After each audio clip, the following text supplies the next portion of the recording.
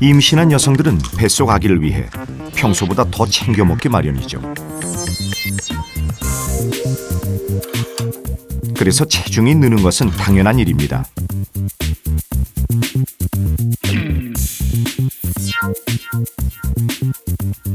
그런데 임신 중에는 유독 먹는 것 이상으로 살이 찌게 됩니다. 태아가 점점 자라날 뿐만 아니라 태아에게 필요한 양수와 혈액의 양도 동시에 늘어나기 때문이죠. 그래서 보통 몸무게의 여성이었다면 출산 전까지 약 13kg의 체중 증가는 적당하다고 전문가들은 말합니다. 저는 거의 한 15kg에서 20kg가 늘었는데요. 거울도 보기 싫어요. 둘째 아이 낳고서 몸무게가 늘었고 출산 전후로 돌아가긴 좀 힘들지 않을까. 낳을 때 작으면 쉽게 낳는다고 임신 전부터 얘기 들었어요. 많으면 두 끼요. 한 끼 먹을 때도 많았어요. 수박 다이어트 그리고 저녁 굶기 이런 거 했었어요. 안 먹으려고 했는데 병원에서 아기가 지금 안 큰다고 먹으라고 그래서 어쩔 수 없이 먹었어요. 적지 않은 임신 여성들이 유혹에 빠지는 다이어트. 과연 괜찮을까요?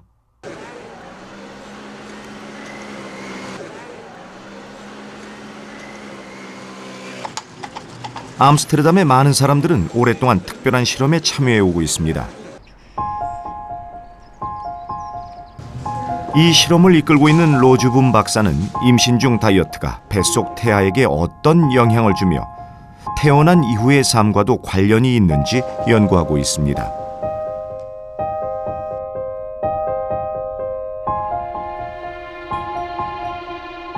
Although the war was 70 years ago, the people who were born during that time still suffer the consequences of it.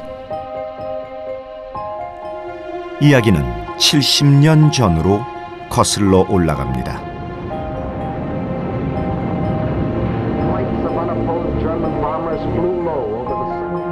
2차 대전이 끝을 향해 가던 1944년 가을, 독일 나치는 네덜란드로 들어가는 모든 식량을 차단하는 일명 굶주리기 작전을 펼칩니다. 그해 겨울 수십 년 만에 추위까지 겹치며 사람들은 배급표 없이 하루도 살기 힘들 정도로 가혹한 시기를 보내야 했습니다. Het enige wat ik weet dat de mensen die helemaal geen eten hadden, dat die tulpenbollen wel gegeten hebben. Ze gingen natuurlijk net niet dood, maar of ze verhongerden eigenlijk dan net niet. 결국 배고픈 겨울이라 불리는 이 시기에만 약 10,000명의 사람들이 굶주려 죽고 말았다고 로즈붐 박사는 말합니다.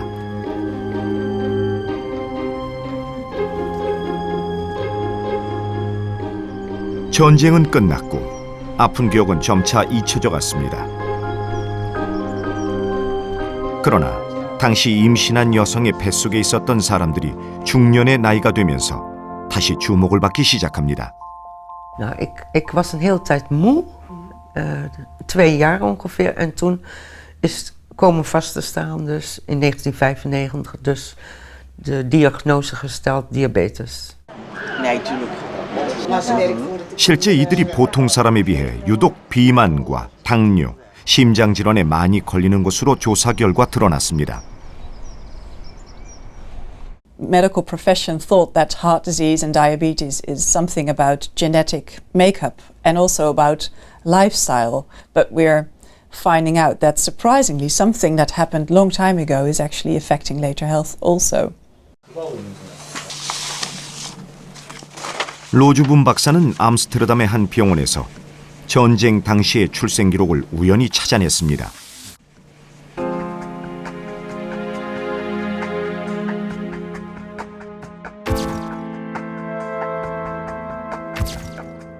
그 안에서 현재 비만과 당뇨, 심장 질환에 많이 시달리는 사람들일수록 태어난 직후의 몸집이 심하게 작았다는 것을 알게 됐습니다.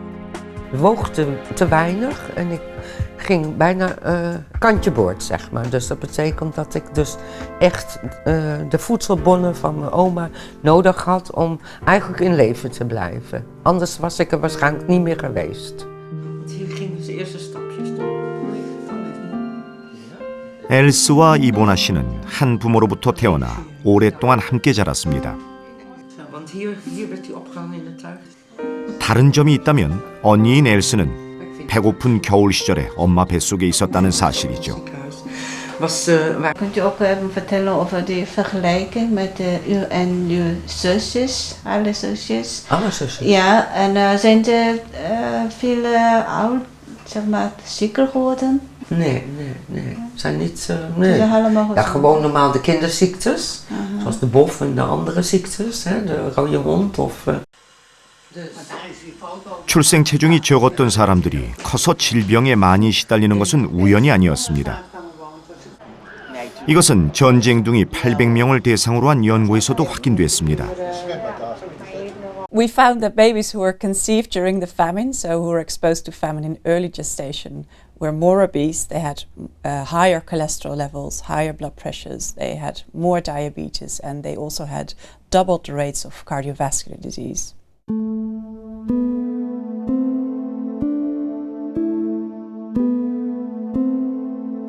네덜란드의 배고픈 겨울 사건은 임신 여성이 음식을 충분히 먹지 않았을 때 태아에게 미치는 영향을 잘 보여줍니다.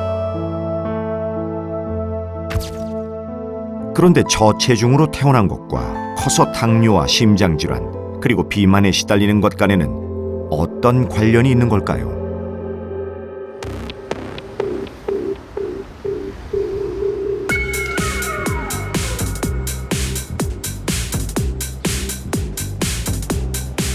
우리는 임신한 쥐를 대상으로 네덜란드의 과거 상황을 재현해 보기로 했습니다.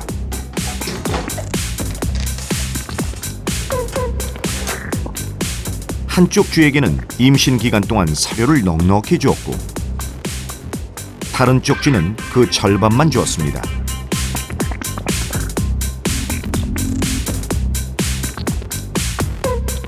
3주 후 사료를 충분히 먹었던 어미쥐가 10마리의 새끼를 낳았고 사료를 적게 먹은 어미쥐는 3마리를 낳았습니다. 몸무게를 재보도록 하겠습니다. 사료를 적게 공급한 어미로부터 태어난 새끼 쥐들의 평균 체중이 약 30% 적게 나갑니다.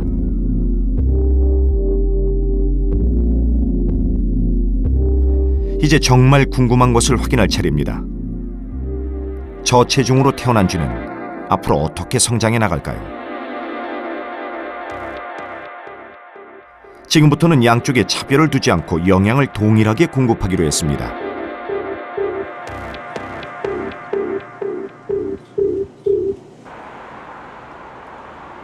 한 달이 지났습니다.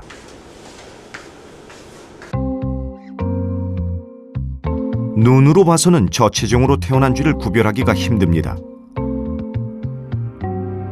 어떻게 똑같이 영양을 공급했는데 성장을 따라잡은 걸까요?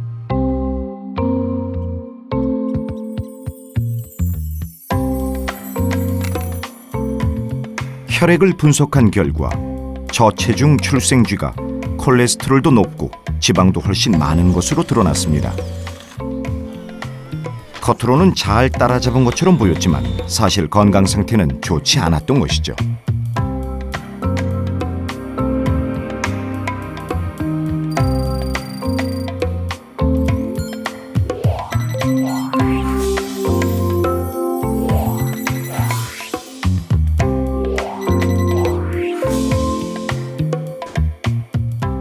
이것이 바로 저체중으로 태어난 쥐가 성장을 따라잡은 비밀이었습니다. 석 달이 지나자 이제 육안으로까지 비만을 확인할 수 있습니다. 실험은 총 6번 되풀이됐지만 결과는 마찬가지였습니다. 뱃속에서 배고픔을 겪고 저체중으로 태어난 쥐는 오히려 성장할수록 비만이 되어갔습니다.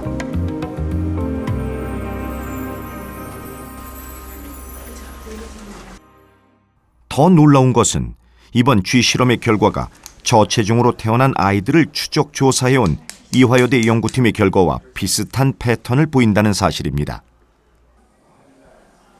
저희가 7세에서 9세 된 아이들을 106명 추적 조사한 결과 저체중아의 경우가 정상 체중으로 태어난 아이에 비해서 혈압도 수축기 혈압이 유의하게 정상 체중군에 비해서 높았고요. 콜레스테롤도 높았고 그다음에 인슐린 수치도 유의하게 증가를 하였습니다. 훨씬 그 비만의 빈도가 증가됐다는 거죠.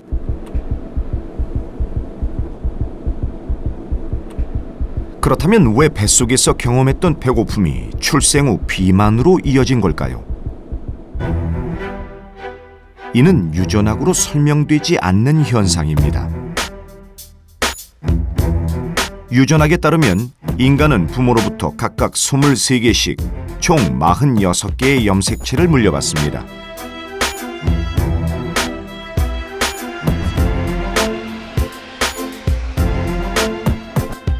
각각의 염색체는 꼬인 사다리 형태의 DNA로 이루어져 있습니다. DNA에는 무려 30억 쌍에 이르는 염기가 붙어 있는데 이 순서가 최종적으로 유전을 결정합니다.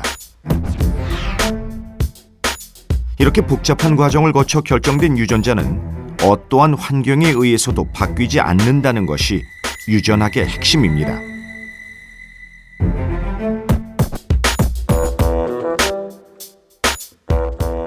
따라서 부모 누구도 비만이 없고 게다가 생활 습관에 딱히 문제가 없는데도 단지 엄마 뱃속에서 배고픔을 겪었다고 비만이 되는 것은 이해하기 힘든 일입니다.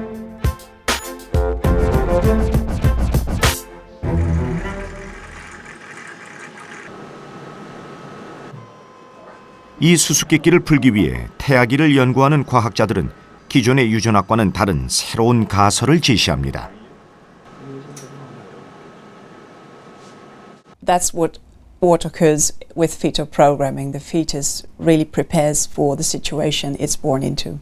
The term fetal programming refers to the fact that the environment during pregnancy in the womb programs the fetus or maybe even the embryo in a way that will be better adapted to life after birth. 태아는 태반을 통해 들어오는 음식의 양에 민감하게 반응합니다.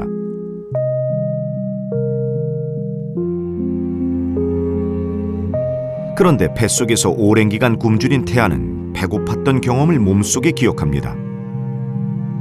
다시 말해 태어난 이후에도 굶주릴 것이라고 판단해 영양분을 지방세포에 과다하게 축적하려고 하는 것이죠. 이것이 바로 태아 프로그래밍입니다. 문제는 이런 습관이 출생 후에도 이어지면서 영양 과다 상태가 되어 비만이 된다는 데 있습니다. 결국 임신한 여성이 충분히 잘 먹는 것이 태어난 아기의 비만을 줄일 수 있는 최선책이 되는 셈입니다. 엄마 뱃속에 있는 동안에 충분한 영양분을 공급을 받지 못하면 태아는 중요한 장기 위주로 발달을 먼저 집중을 하게 됩니다. 그리고 상대적으로 덜 중요하다고 생각이 되는 부위에 대해서는 상대적으로 영양분이 덜 가게 되는데요. 그 중에 한 예가 바로 췌장이라는 것입니다.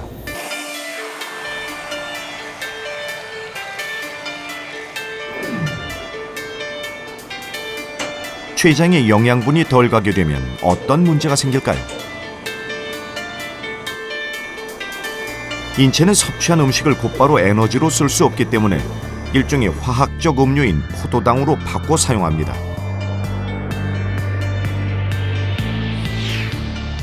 이 포도당이 조직세포에 흡수될 수 있도록 돕는 것이 췌장에서 만들어내는 인슐린입니다.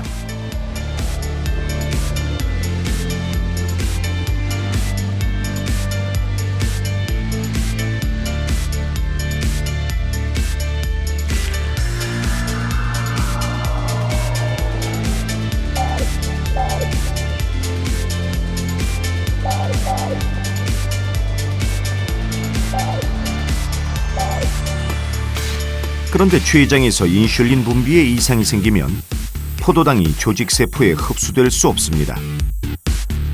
이처럼 포도당이 혈액 내에 쌓이게 되어 소변으로까지 넘쳐 나오게 되는 것이 바로 당뇨입니다.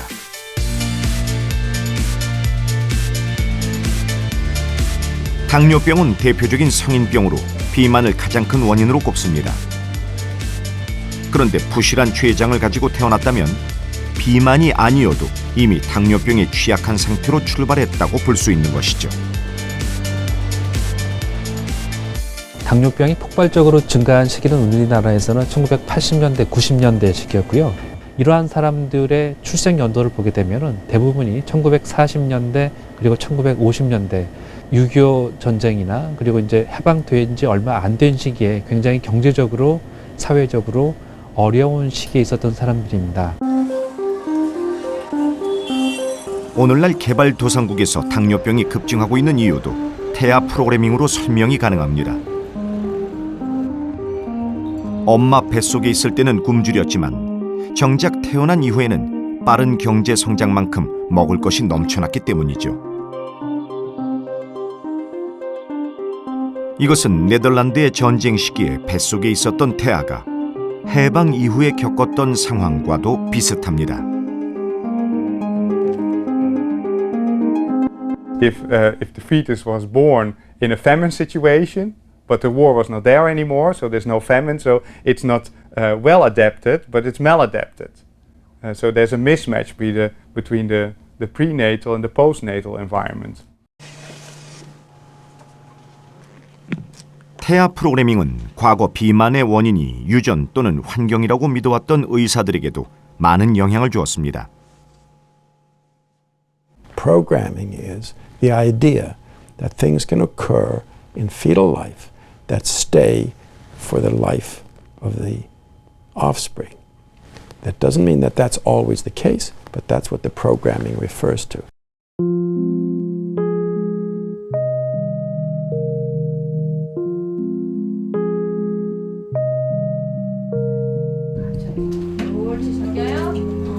좀만 더.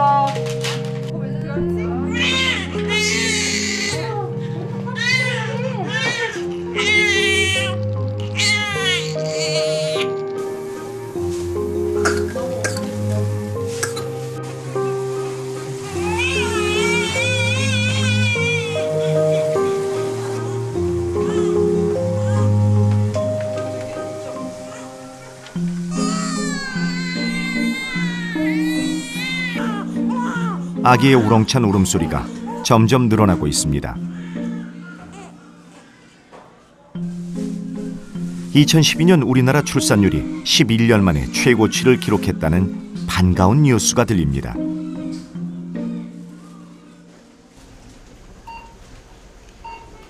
그런데 갓난 아기들이 모여 있는데도 불구하고 유독 조용한 곳이 있습니다.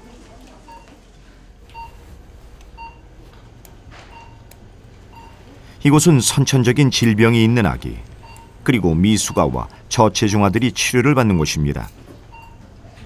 저체중아의 경우 소화 기능이 미숙하고 신경 발달에 장애가 많아 당분간은 집중 관찰을 받게 됩니다.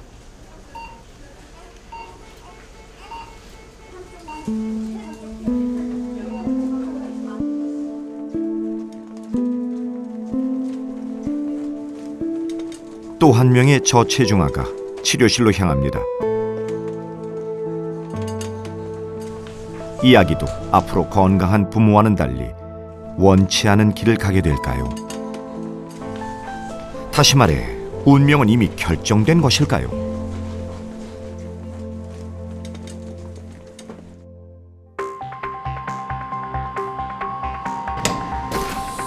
이화여대 연구팀은 앞서 9년간 보관해온 100여 명의 아이들의 제대혈을 분석해보기로 했습니다. 저체중으로 태어난 아기들과 보통 체중으로 태어난 아기들의 DNA를 비교하기 위해서입니다.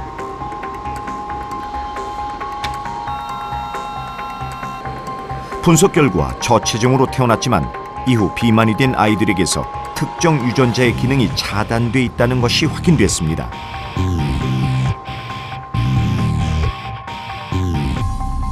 POMC 유전자는 지방세포를 분해하는 유전자인데 이 유전자의 기능이 차단되어서 지방세포를 분해하지 못하고 결국에는 지방대사가 원활하지 않아서 아기가 나중에 태어나서 성인이 되면 비만을 일으키게 되는 것입니다.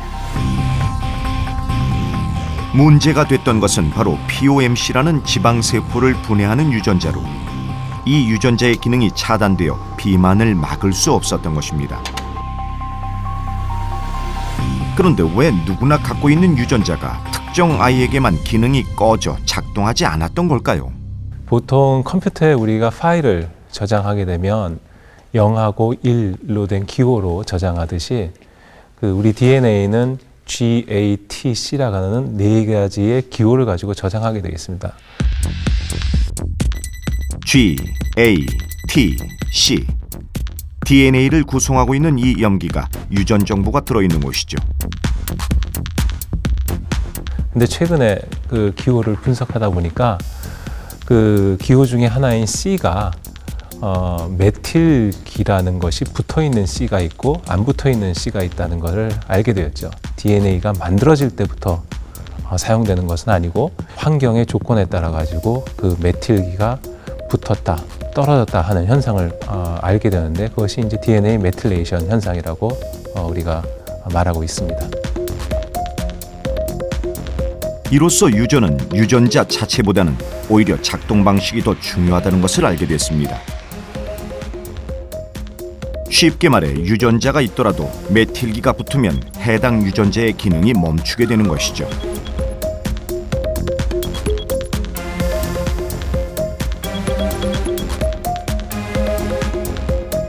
지방세포를 분해하는 POMC 유전자가 작동하지 않는 것도 바로 메틸기 때문이었습니다.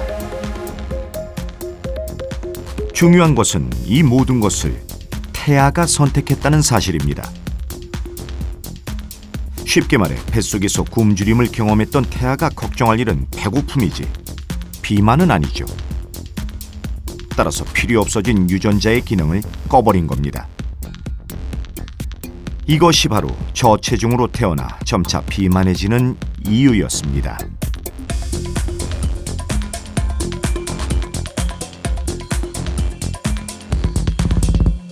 Genes is one information, but to read the genes is another information. And which genes are read to what extent, that depends on switches. They switch on, yes, read this, or switch off, no, don't read it. And that is epigenetics.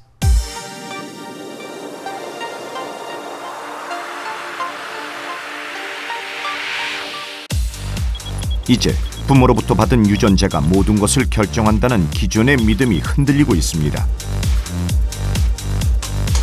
바로 후성 유전학이 발견한 유전자 스위치 때문이죠.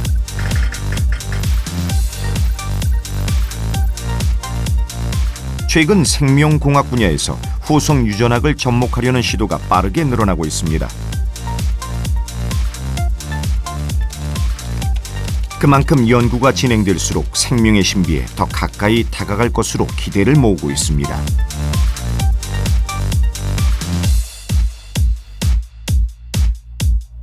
이 혁신적인 발견이 없었다면 우리는 모든 질병의 원인을 유전에 의한 가족력 혹은 생활 습관 탓으로 돌렸을 것입니다.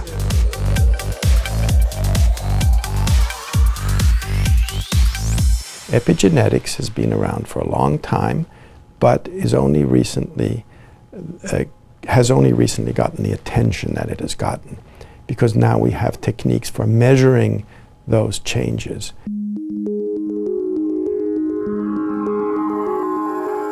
후성 유전학에서 가장 활발하게 연구되고 있는 분야가 바로 태아 프로그래밍입니다. 이를 통해 그동안 베일에 쌓여있던 자궁 속 태아기의 신비가 서서히 밝혀지고 있습니다. 더불어 미래의 삶을 예측함으로써 위험에 좀 더 대비할 수 있게 됐습니다. 이는 곧 우리가 운명을 바꿔나갈 수 있게 되었다는 뜻이기도 합니다.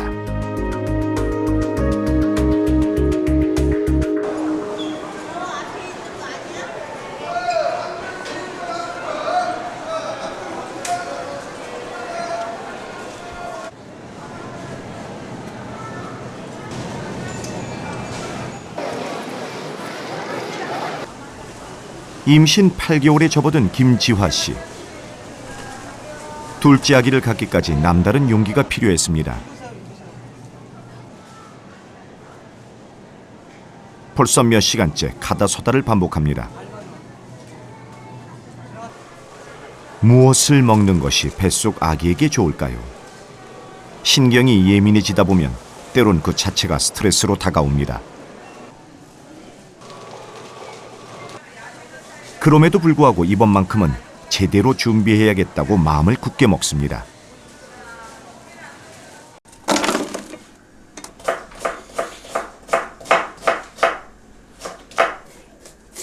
김지화 씨가 음식에 대해 유독 까다로운 데는 이유가 있습니다. 딱 소리가 나야지. 나도 공부하는 나는데.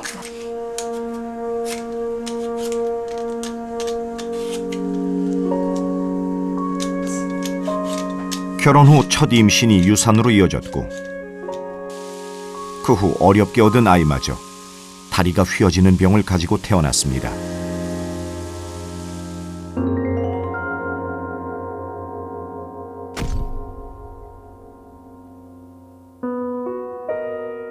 난 건강한데 왜 우리 애만 다리가 뭐 이렇게 나와가지고 정말 저러다가 안 고쳐지면 어떡하지 그러고 많이 울었죠. 조리원에 정말 많이 울었어요. 그것 때문에.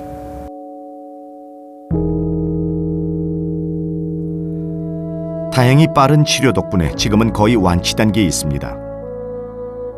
하지만 아이가 두 돌이 될 무렵 원인을 알 수 없는 심장 질환에 걸려 또 한 차례 충격을 받았습니다.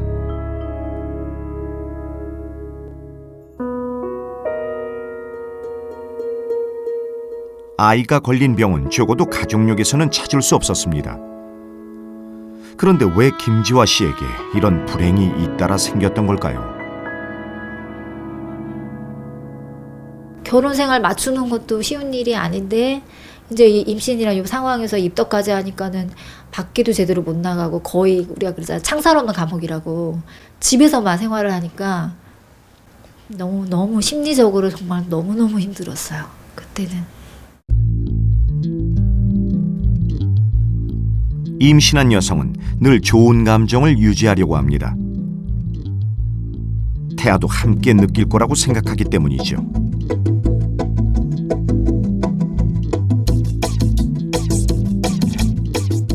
임신 8개월 된 여성들을 대상으로 슬픈 영상과 즐거운 영상을 보여주고 초음파 화면을 통해 태아의 모습을 관찰해봤습니다.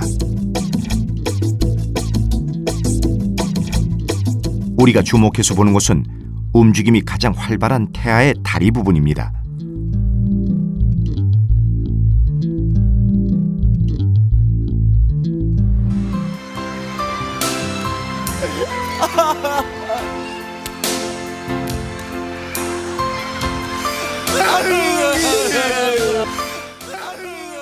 엄마가 즐거워하자 태아가 다리를 힘차게 뻗었다가 구부립니다. 아이고 동생아 그렇다면 나도. 나는 이제 뒤지라고 제발 했는가 봐. 반면 엄마가 슬픔에 빠져들자 태아의 움직임이 확연히 떨어집니다. 엄마가 슬플 때보다 즐거워할 때 태아는 훨씬 더 많이 움직였습니다.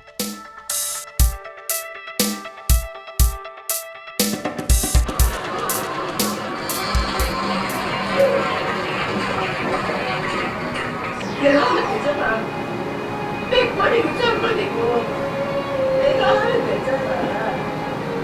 제가 어떤 기분이나 감정을 느끼느냐에 따라서 그런 영향을 받는다는 것 자체가 되게 좀 많이 신비로운 것 같아요. 태교를 잘해야 되겠다. 제가 즐거워하니까 애기도 많이 움직여주고 하는 거 보니까 엄마와 굉장히 밀접하게 되어 있어서 태교가 중요하겠구나 싶었어요. 감기로 고생하던 김지화 씨. 며칠을 집에서 끙끙 앓다 결국 큰맘 먹고 병원을 찾아갑니다.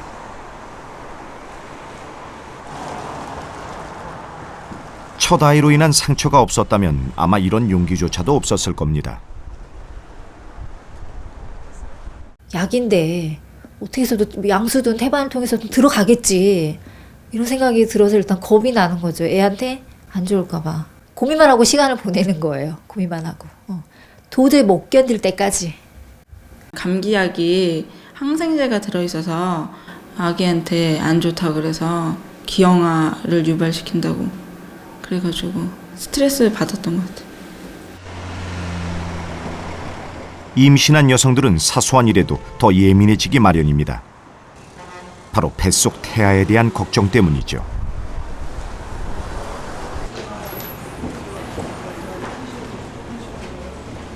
산모가 고열이 나면 체온이 올라가게 되고 체온이 올라가게 되면 양수의 온도도 같이 올라가게 됩니다. 그렇게 되면 아기가 적절한 온도의 양수 안에서 숨을 쉬어야 되는데 온도가 올라가게 되면은 숨쉬기가 곤란해지는 것이죠. 그래서 산모들한테도 만약에 아프다면 약을 적절한 의사의 처방을 받아서